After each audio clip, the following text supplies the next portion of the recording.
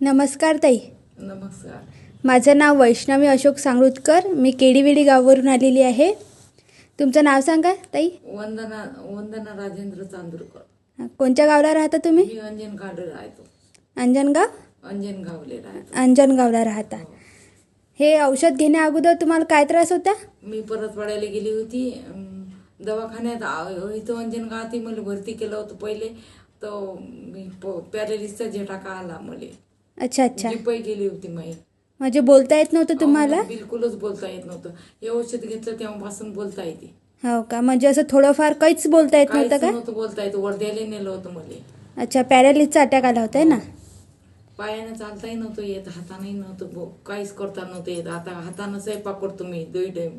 हो का? हो. हे औषध घेऊन तुम्हाला काय फरक पडला मग आता? या औषधानं सगळा फरक आहे.